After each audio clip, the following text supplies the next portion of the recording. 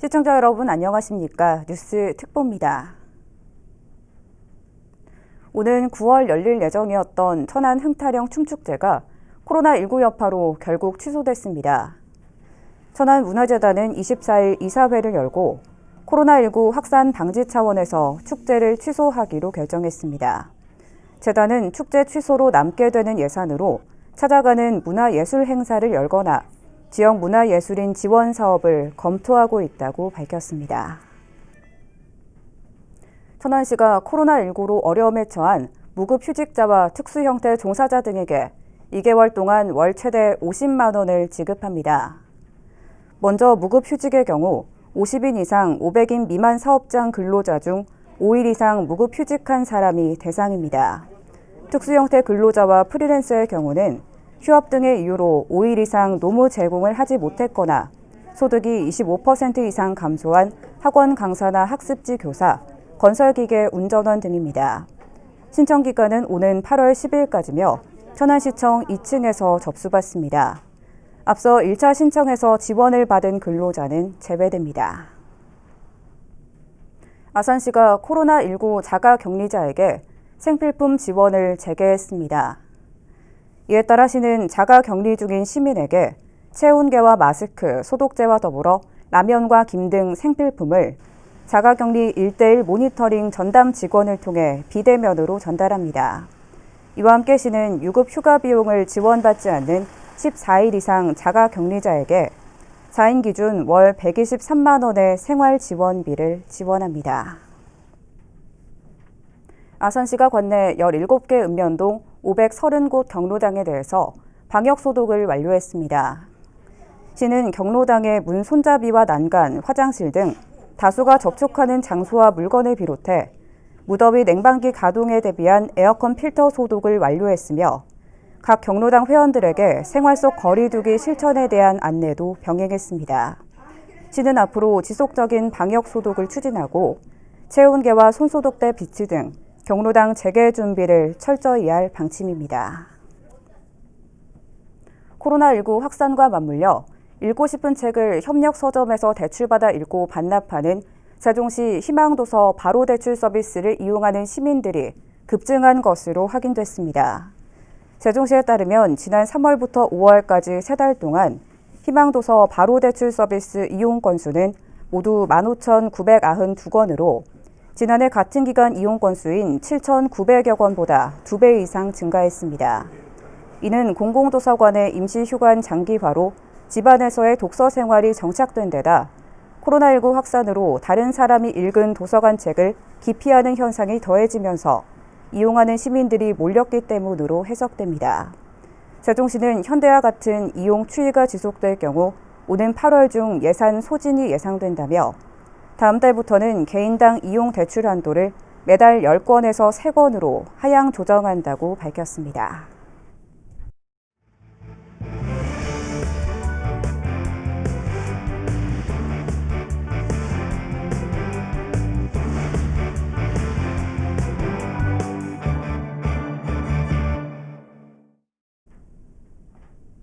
올해는 6.25 한국전쟁이 발발한 지 70주년이 되는 해입니다.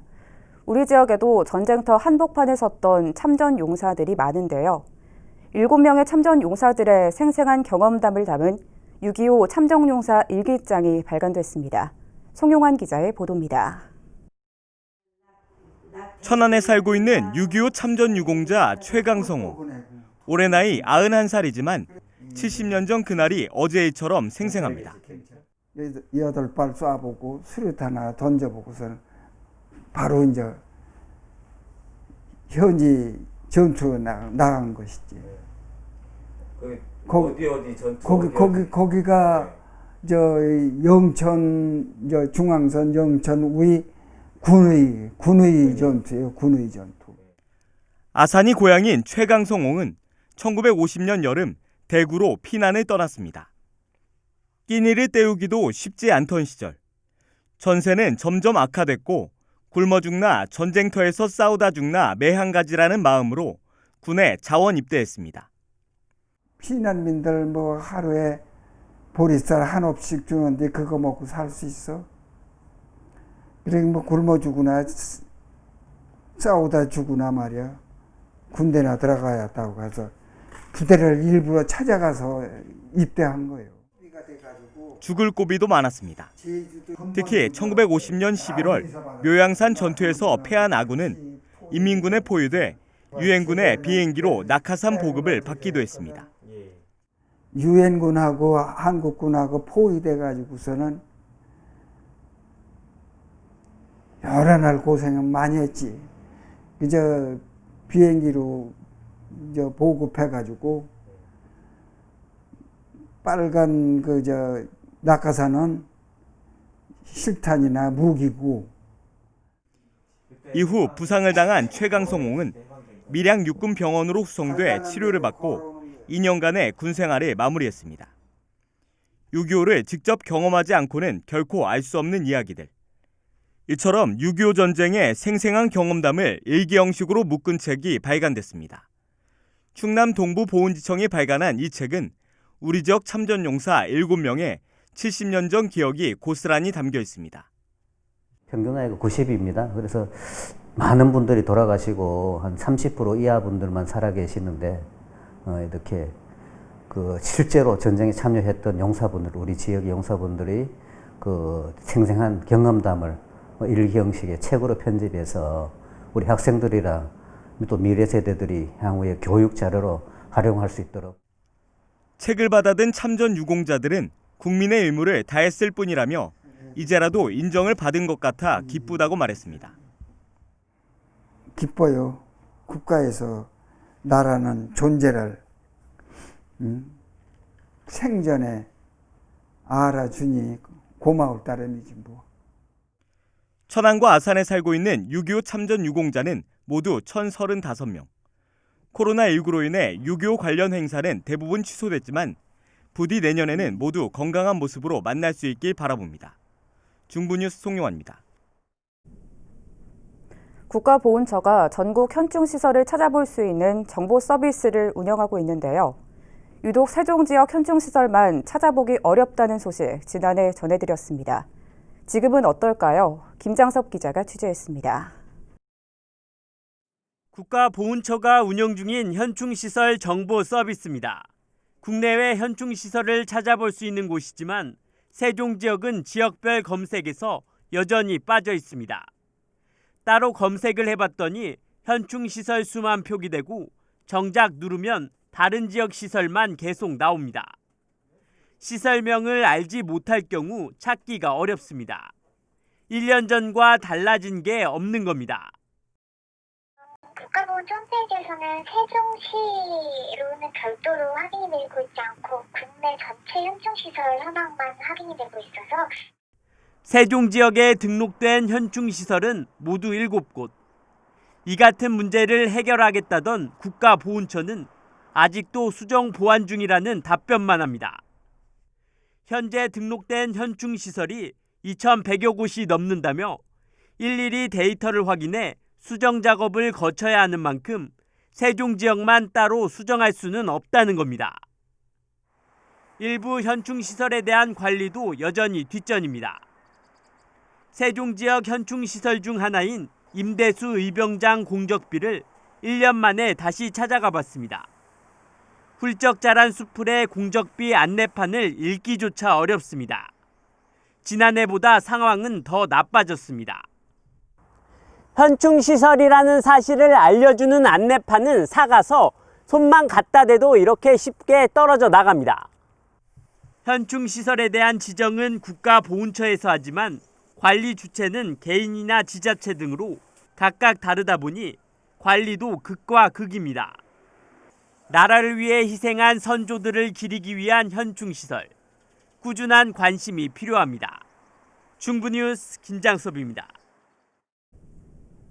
윤달을 맞아 천안 추모공원의 화장 건수가 크게 증가한 것으로 나타났습니다. 천안시 시설공단에 따르면 올해 윤달의 추모공원 개장 유골 화장 건수는 총 430건으로 지난해 같은 기간보다 4배 이상 늘었습니다.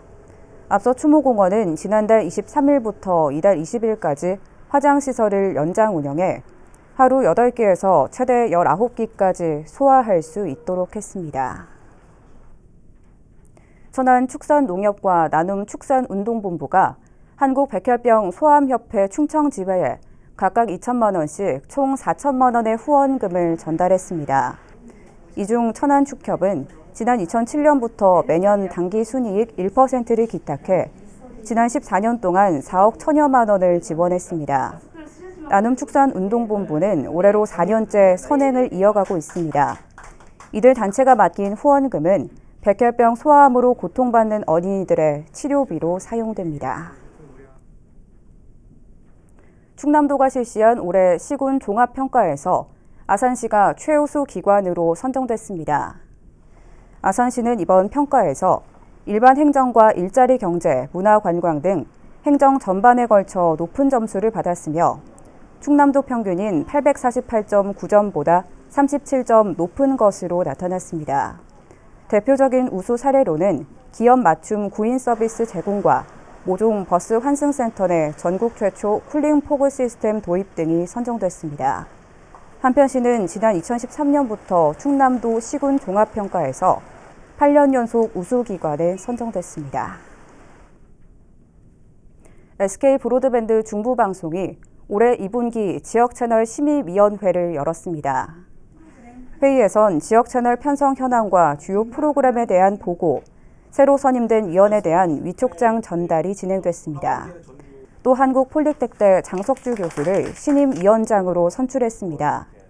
회의에 참석한 위원들은 SK 브로드밴드와 T브로드의 합병을 계기로 더 많은 사람들이 지역 채널을 시청할 수 있는 방안을 강구해달라고 말했습니다. 양승조 충남지사가 취임 2주년을 맞아 기자간담회를 열었습니다. 저출산 극복과 포스트 코로나 대응을 후반기 핵심 과제로 꼽았습니다. 송용환 기자입니다. 임기 반환점을 앞둔 양승조 충남도지사. 지난 2년의 성과와 도정 운영 방향을 발표하는 기자간담회를 열었습니다. 양 지사는 저출산과 고령화, 양극화 등 3대 위기 극복은 자신의 도정 철학이라며 포스트 코로나19 대응과 함께 후반기 핵심 과제로 꼽았습니다. 이를 위해 공공산후조리원 설립과 노인 일자리 확대 등 새로운 시책을 발굴하고 선제적인 국비 확보로 포스트 코로나19 시대를 선도하겠다고 말했습니다. 공공산후조리원 설립과 가정야가구 지원 강화, 어르신 놀이터 조성 및 확산, 노인 일자리 참여기회 확대, 고용성장위원회를 중심으로 한 양극화 대응 추진책 구축 및 이 밖에 해양 신산업을 비롯한 미래 먹거리와 신성장 동력 투자, 충남 혁신도시 지정에 주력하겠다고 밝혔습니다. 또 지역 현안인 평택 오송 복복선 천안하산 정차역 설치에 대해선 국가 계획에 반영되도록 모든 역량을 다하겠다고 말했습니다. 평택 오송 복복선 건설사업 천안하산 정차역 설치 등이 반드시 국가 계획에 반영되도록 제가 할 수 있는 모든 노력을 다해 나가겠다는 각오의 말씀을 도민자 여러분께 올립니다. 대권 도전 의사를 묻는 기자들의 질문엔 도정에 전념하겠다면서도 도민들에게 인정받는 게 먼저라고 여지를 남겼습니다. 중부뉴스 송용환입니다. 세종시는 대중교통 중심도시를 표방하며 버스 분담률 약 40%를 목표로 하고 있지만 실상은 9%대에 그치는 게 현실입니다. 다음 달부터 시내버스 요금이 인상되면 이마저도 더 떨어지지 않을까 우려되는데요. 이런 상황에서 아동과 청소년에 대한 요금 인상을 재고해야 한다는 주장이 제기됐습니다. 김우순 기자의 보도입니다. 세종시는 지난달 말 8년 동안 동결했던 시내버스 요금을 7월부터 인상하겠다는 계획을 발표했습니다. 카드 결제를 기준으로 일반은 1,150원에서 1,400원으로, 청소년은 910원에서 1,100원으로, 어린이는 550원에서 600원으로 인상하는 안입니다. 이런 가운데 아동과 청소년에 한해서라도 버스 요금 인상안을 재검토할 필요가 있다는 주장이 제기됐습니다. 세종시가 아동 친화 도시로 지정돼 있는 만큼 아동과 청소년에 대한 버스 요금을 올리기보단 오히려 할인폭을 확대하거나 무료화할 필요가 있다는 주장입니다. 아동 대상 버스 요금 무료 정책은 버스의 이용을 증가시킬 수 있고 아동 친화 도시로서 아동에게 직접적으로 혜택을 줄 수 있는 좋은 정책이 될 수 있다고 생각합니다. 할인이나 무료화에 따른 손실 금액도 큰 부담은 아니라는 근거도 제시했습니다. 시에서 추진한 연구 용역에 따르면 아동과 청소년 할인을 현재보다 20%포인트가량 더 확대할 경우 버스 운행 수익금은 6억 2천만 원 줄어듭니다. 또 청소년은 그대로 두고 아동만 무료화할 경우엔 2억 2천만 원의 손실 금액이 발생할 것으로 예측됐습니다. 세종시가 충분히 감당할 수 있는 수준이란 겁니다. 2억 2천만 원이라는 금액이 크다면 굉장히 클 수 있지만 올해 우리 시 전체 예산 약 1조 8천억 원 대비 0.012%에 해당하는 아주 적은 금액일 수도 있습니다. 이에 대해 세종시 관계자는 시민들의 의견을 수렴하도록 하겠다면서도 당장 다음 달로 예정된 요금 인상 계획을 재검토하는 것은 현실적으로 어렵다는 입장을 전했습니다. 세종뉴스 김우순입니다. 세종시가 스쿨존 안전 개선 정책 세미나를 열고 일명 민식이법 시행에 따른 어린이 교통안전 정책 방안을 논의했습니다. 이번 세미나는 전문가 주제 발표와 토크쇼 방식의 토론을 통해 운전 중 부주의 등으로 인해 지속적으로 발생하는 스쿨존에서의 교통안전사고 현황을 공유하고 방지 방안에 대해 의견을 나누기 위해 마련됐습니다.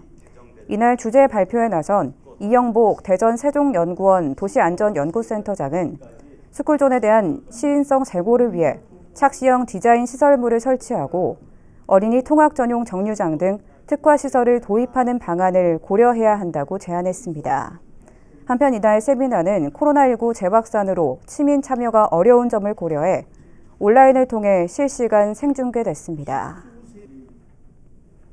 행복도시건설청이 다음 달 7일부터 국립도시건축박물관 국제설계 공모를 실시한 뒤 10월에 당선작을 선정할 계획이라고 사전 예고했습니다. 사전 예고는 본 공고에 앞서 참가 의향이 있는 건축가 등에게 설계 공모의 개요를 미리 알려줌으로써 참가 준비에 도움을 주기 위한 절차입니다.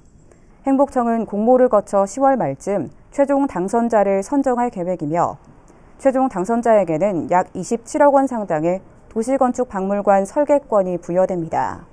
한편 세종시 국립박물관 단지에 건립되는 도시건축박물관은 올해 11월 착공 예정인 국립어린이박물관에 이어 두 번째로 건립되는 박물관입니다. 다음 달부터 세종시에서 지가 상승 등을 노린 토지의 형질 변경 등 불법 행위가 적발될 경우 원상복구 이행 기간이 최장 9개월에서 1개월로 단축됩니다. 또 임야 등 토지의 절토나 성토에 대해서도 원상복구를 해야 하며 이를 이행하지 않을 때는 고발 조치할 계획입니다.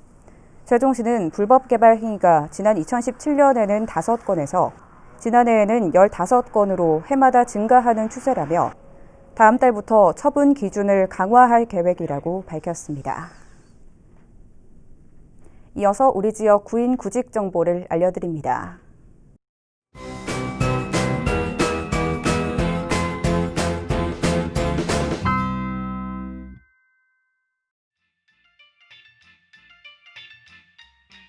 주식회사 일미에서 절임식품 제조 업무를 담당할 직원 2명을 채용합니다. 직접 방문하거나 팩스로 지원 가능하며 문의사항은 044-860-5745번을 통해 안내받을 수 있습니다.